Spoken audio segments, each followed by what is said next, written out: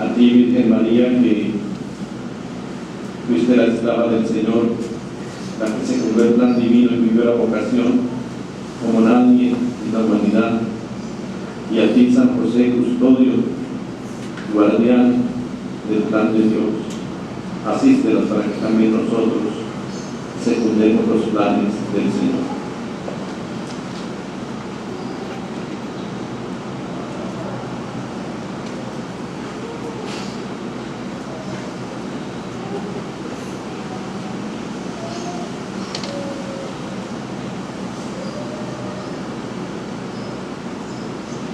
Si alguna palabra nos debiéramos llevar a casa, este domingo sería la palabra vocación.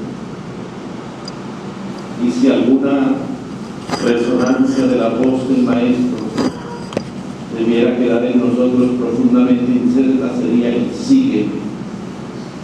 Que cada uno de los que estamos aquí, y cada cristiano, cada creyente, cada hombre y mujer de iglesia, tiene un llamado de Dios y una vocación a cumplir sobre la tierra.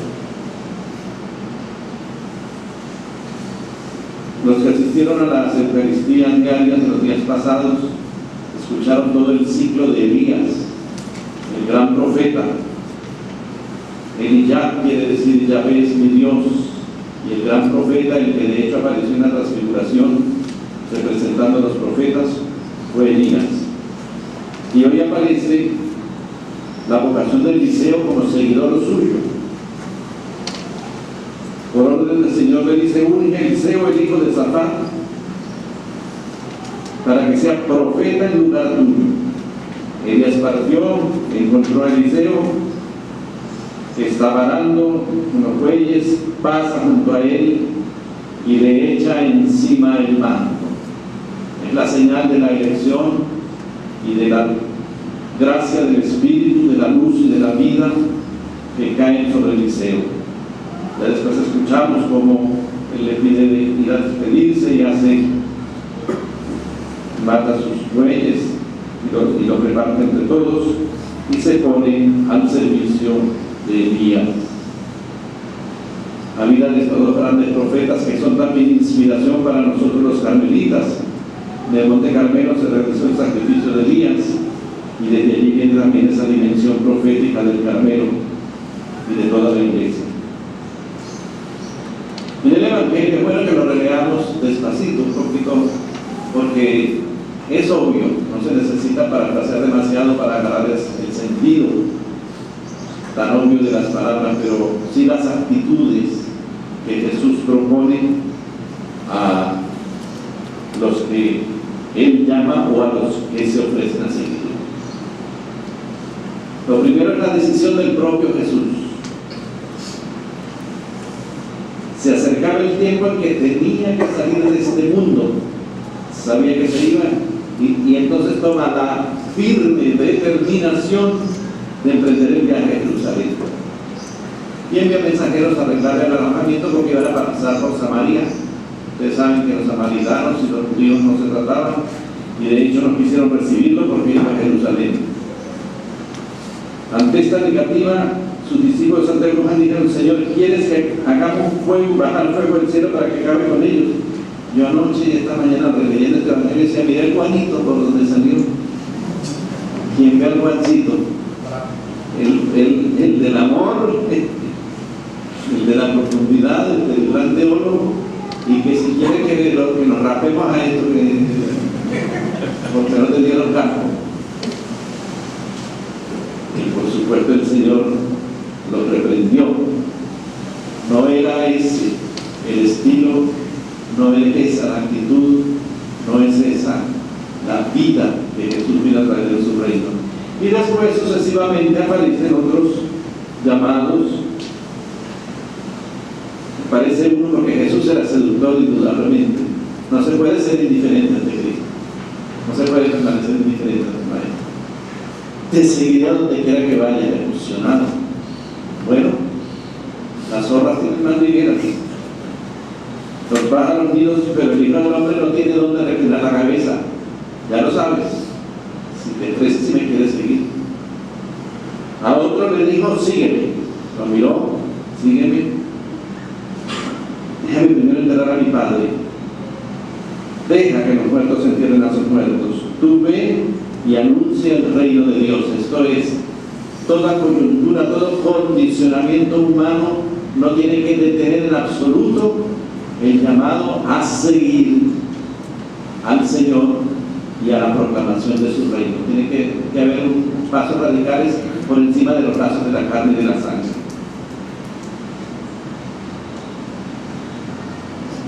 Otro le dijo: te rogaré, Señor, te seguiré, Señor, pero déjame primero despedirme de mi familia. Jesús le contestó: el que empuña el arado y mira hacia atrás no sirve para el reino de Dios. Una vez que has puesto la mano, echa para adelante, no mires para atrás. Pase lo que pase y suceda lo que suceda. Normalmente la palabra vocación, en nuestra experiencia católica, cristiana, casi siempre se refiere al seminarista, a la hermana, o al muchacho o la muchacha que se van a un convento, a los monasterios, a los sacerdotes, a los obispos. Y uno fácilmente dice: oh, ustedes tienen el peligro, me refiero como laico a decir, no, yo no tengo vocación, porque la vocación es de otros. A mí me parece que eso es un desenfoque espiritual, no vamos a decir una falta, un desenfoque de la espiritualidad de la iglesia, de la misma Biblia. Indudablemente, bendito sea Dios, que estos textos son fundamentalmente aplicables a aquellos que el Señor nos llama a dejar nuestra casa, a dejar nuestra familia, a dejar X cosas para entrar en la institución. Pero cuando Jesús está diciendo esto, no había institución eclesial todavía. Este es un llamado universal y es un llamado que realmente involucra la existencia de la persona. Por eso yo les decía, ojalá si de aquí nos vayamos con una palabra: vocación. Todos los de aquí tenemos vocación. Lo que hay que buscar, ¿cuál es? O reconocerla porque ya está, o profundizarla, o corregir, o volver las manos al arado, o no importa si no tengo dónde recostar la cabeza. Y por eso nos vamos a centrar en el extraordinario texto de San Pablo, segunda lectura de hoy. Hermanos, Cristo nos ha liberado para que seamos libres. Esta es mi vocación fundamental. Soy un ser llamado a la libertad. Conserven buena libertad y no se sometan de nuevo al yugo de la esclavitud. Su vocación, hermano, es la libertad. Cuando yo estaba haciendo la reflexión sobre esto, no me había golpeado la frase tanto como cuando la escuché acá. Su vocación es la libertad. Pero cuiden de no tomarla como pretexto para satisfacer su egoísmo. Yo soy libre y entonces todo el mundo se tiene que calar lo que me dé la gana de hacer. Pero como soy libre, yo hago conmigo lo que quiero, yo hago con mi cuerpo lo que quiero, con mi planta lo que quiero, con mi gente lo que quiero. Ojo, dice San Pablo, cuiden de no tenerla como pretexto para satisfacer su egoísmo. Antes bien, háganse servidores los unos de los otros por amor, porque toda la ley se resume en un solo precepto: amarás a tu prójimo como a ti mismo. Pero si ustedes se muerden y demoran mutuamente, acabarán por destruirse. Entonces, el llamado a la libertad es al mismo tiempo un llamado a esa lucha tremenda que consiste en que yo viva según el Espíritu de Dios.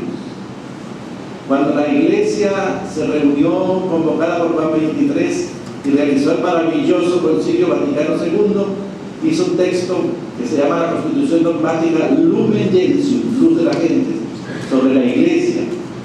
Y entonces va poniendo los capítulos que tiene. Primer capítulo, misterio de la iglesia. Segundo capítulo, el pueblo de Dios. Primer gran paso revolucionario. No puso primero la jerarquía, sino el pueblo de Dios, que es el protagonista en el espíritu. Tercero, la constitución jerárquica de la iglesia, obispos, sacerdotes y diáconos como estructura del Espíritu para guiar al pueblo de Dios. Cuarto, los laicos. Si viene la vocación laical, la de ustedes, la que quizás nosotros por una mala pedagogía no les hemos ayudado a descubrir en toda su plenitud, porque realmente la fuerza de la iglesia son ustedes, el laicado. Pero si viven la vocación de libertad a la que han sido llamados en el Espíritu. Después viene el capítulo siguiente, que es la vocación universal a la santidad. Entonces, todos los hombres y mujeres, por designio de Dios, tenemos una vocación a la santidad. Entonces, de repente, a mí me llamó al sacerdocio carmelitano, a las hermanitas nos llamó la vida contemplativa, a las hermanas de Tarbes, a la contemplación y la educación, a las hermanas de los pobres a cuidar enfermos, etc. Radicalizó la vida de esas personas. Pero en ustedes, la vocación laical tiene que tener la pregunta de ¿dónde quiere el Señor que yo ejerza mi vocación? ¿Y cómo quiere que la ejerza? ¿Y cómo quiere que incida en la vida de la iglesia? Después viene el capítulo sobre los religiosos, luego la iglesia escatológica y la iglesia peregrinante, y finalmente culmina la Lumen Gentium en el capítulo sobre la Santísima Virgen María en el misterio de la iglesia. Pero si uno ve con una óptica precisa el Concilio Vaticano II, se encuentra la belleza de la vocación cristiana, de la vocación laical y de los laicos con el reto de santificar el mundo. Continúa la lectura de Pablo. Los exhorto pues a que vivan de acuerdo con las exigencias del Espíritu. Todos tenemos que ser espirituales, todos ustedes y yo, y todos tenemos que estar luchando constantemente por desarrollar nuestra espiritualidad. Por eso un hombre tan carismático como San Ignacio de Loyola, Dios recibió los ejercicios espirituales, así como hacemos dieta para nuestras enfermedades o para prevenirlas, así como hacemos ejercicio para mantener nuestro cuerpo. Es importantísimo y decisivo en la vida de un ser humano que tenga ejercicios espirituales constantemente en su vida diaria, pero periódicamente también otros retiros, otras alimentaciones, otras experiencias que desarrollen su espiritualidad. Las exigencias del Espíritu: así no se dejarán arrastrar por el desorden egoísta del hombre. Este desorden está en contra del Espíritu de Dios, porque esa es la vocación humana, luchar con este cascarón que llevamos por dentro tan rebelde. Pero saber que yo tengo la facultad y la fuerza y el poder de Dios en su Espíritu para que no me venza eso. Dice San Pablo, este desorden está en contra del Espíritu de Dios y el Espíritu está en contra de ese desorden. Y esta oposición es tan radical, dice el apóstol, que les impide a ustedes hacer lo que querrían hacer. Pero si lo guía el Espíritu, ya no están ustedes bajo el dominio de la ley. Por eso fue que Jesús le contestó lo que le contestó a los que decían que querían seguirle. Entonces yo les dejo la preguntita y la tarea. Puede ser que ustedes ya estén en algún grupo, en el Carmelo Seglar, en Sagrada Familia, en los catecúmenos, en la Legión de María, en los carismáticos, porque esos son sitios para desarrollar una vocación cristiana, o sitios de estudio de la palabra, o simplemente insertos directamente en su parroquia. Pero lo importante, hermano, es que hoy se vayan y digan: yo tengo una vocación, aquí donde Dios me tiene sembrado, esta es mi vocación, este es mi llamado, y que está diciendo: sígueme. Pero Señor, ¿qué cosas están imposibilitando y pidiendo que yo sea santo, que yo sea santa? Ustedes se la pensan en serio, que son santos.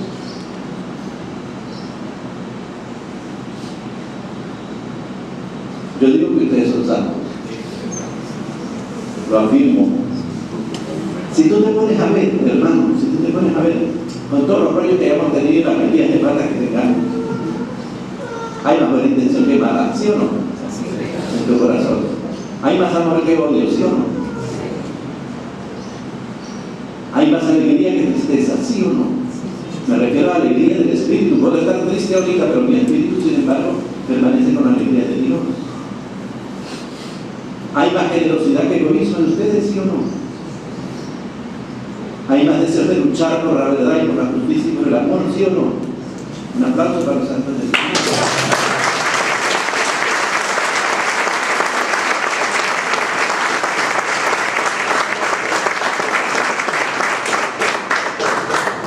Entonces, yo me voy a permitir leer, porque San Pablo continúa esta carta a los Gálatas, porque resulta que llegó a la comunidad y la comunidad se ve desordenado y empezó a vivir factores de la ley. Dice: insensatos Gálatas, ¿quién les predicó otro evangelio a ustedes?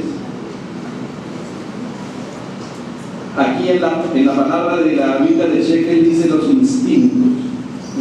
Retomo el texto mismo y lo releo.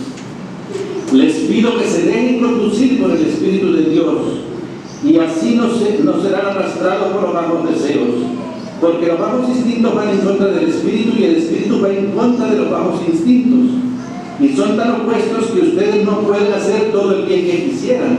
Por mucho que hay más positivo que negativo en nosotros, la lucha es persistente. Pero si los que el Espíritu no están sometidos a la ley, y viene la novedad del texto que nos trae en el día de hoy, las acciones que proceden de los bajos instintos son manifiestas: fornicación, indecencia, libertinaje, idolatría, superstición, enemistades, peleas, envidia, cólera, ambición, discordias, sectarismos, celos, borracheras, comilonas y cosas semejantes. Les prevengo, como ya les previne, que quienes hacen esas cosas no heredarán el reino de Dios. Una pelusa. En Pablito nos echó un rapa por aquí, ¿verdad? Una retratadita. De lo que estamos viviendo. Entonces, fíjense qué importante es, si las cosas están como están, que el grupito que estamos aquí dijéramos: yo salgo de aquí decidido a que con mi vida van a haber obras del Espíritu en la tierra, a que con mi conducta vamos a contribuir para reenderezar estas situaciones. Por el contrario, dice Pablo, el fruto del Espíritu es amor, alegría, paz, paciencia, amabilidad, bondad, fidelidad, modestia, dominio propio. Este texto de Gálatas 5 se llama los frutos de la carne y los frutos del Espíritu, para que lo busquen en Gálatas 5, 16 y siguientes. Si vivimos por el Espíritu, sigamos al Espíritu, no seamos vanidosos, provocadores, envidiosos. Hermanos, nuestra vocación es la libertad. Nuestra vocación es la santidad. Y Jesús hoy me está llamando a ti, laico, a ti, laica. Sé santo, chamo, sé santa, chamo. ¿Me puedes poner? Hay que darle por aquí. Hay que darle por aquí. Porque el Señor me dice: sígueme. Porque el Señor me está diciendo: te necesito. Necesito que santifiques tu casa. Necesito que santifiques tu hogar. Necesito que santifiques tus hijos. Necesito que santifiques tu trabajo. Necesito que santifiques tus diversiones. No te dejes hundir en la depresión, en la angustia, en el pesimismo. Levántate, levántate. Cristo nos ha liberado para que seamos libres. Conserven pues la libertad y no se sometan de nuevo al yugo de la esclavitud. Venezuela tiene una vocación libertaria. Fíjense que todo lo que ocurre, ¿por qué Jesús decide ir a Jerusalén? Porque va a enfrentar su destino histórico. Toma la firme determinación y va. Porque Elías y Eliseo se hacen profeta, porque asumen su destino histórico. Nosotros también tenemos un destino histórico. Estamos viviendo un momento sumamente crítico de la historia del país. Hay hambre en el país. hay enfermedades no asistidas dignamente, hay miedo, hay angustia, hay dolor. No vamos a hacer como Santiago y Juan, a pedirle al Señor si hacemos que llueva fuego del cielo. Vamos a hacer que llueva su gracia. Los que leyeron la lectura de ayer, era para llorar el libro de las Lamentaciones, realmente impresionante.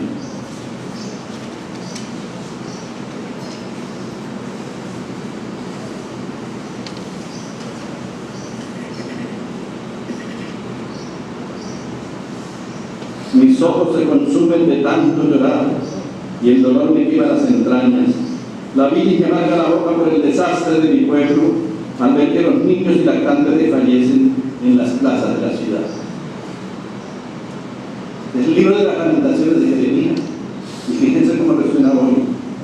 Clama pues al Señor con toda tu alma, gime Jerusalén, deja correr a torrentes tus lágrimas de día y de noche, no te concedas descanso, que no dejen de llorar las niñas de tus ojos. Levántate y clama al Señor durante toda la noche. Derrama como agua tu corazón en la presencia de Dios. Alza tus manos hacia Él y ruega por la vida de tus pequeñuelos. Esa es la lectura de las Lamentaciones de la misa de ayer. Hermanos, no tenemos, repito, que pedir que llueva fuego del cielo. Tenemos que hacer nosotros llover la gracia con una vida santa. El poder de la oración, el poder de la conversión, el poder de una vida digna, el poder de una vida noble, el poder de un corazón que no cesa de clamar ante Dios. A este pueblo que fue escogido por Dios para libertar muchas naciones, le será dada la libertad. Le será dada la libertad. Pero esa tiene que ser conquistada con una vida sana, con una vida recta, con una vida transparente, clara. No importa que tengamos caídas, no importa, siempre que esas no estén comprometiendo la honestidad de nuestra vocación cristiana para ser el libre de los libertad de Cristo. No creamos, hermanos, no nos dejemos hundir en el pesimismo. No. El Espíritu de Dios no duerme. Y por eso les decía que amigos de aquí tendríamos que irnos con una palabra, vocación. Señor, ¿a qué me estás llamando en este momento de mi país? En este momento de mi patria, en este momento de mi vida. Y con una voz que te retumbe por dentro, sígueme, sígueme. No quites la mano del arado. Sígueme, sígueme. No vayas a enterrar a los muertos. Sígueme, sígueme. No tendrás donde reclinar la cabeza, pero yo, tu Dios, estaré con mi espíritu y te echaré sobre ti mi manto para bendecirte y para alabarte. Venezuela fue consagrada al Santísimo Sacramento del altar, y estas no son fuegos y verdades. Por muchas marramuncias que hayan hecho de supersticiones baratas para hipotecar la fe, la esperanza y la calidad del pueblo venezolano, no va a ocurrir así, porque nosotros, su pueblo santo, estaremos viviendo para la libertad en la presencia de la Iglesia.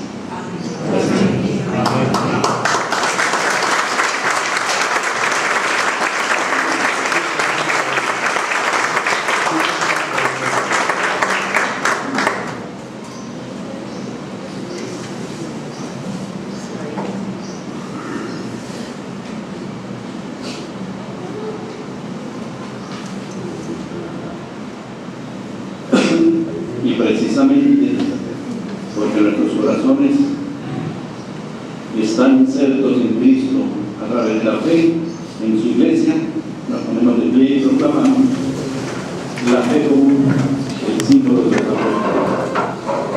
Creo en Dios Padre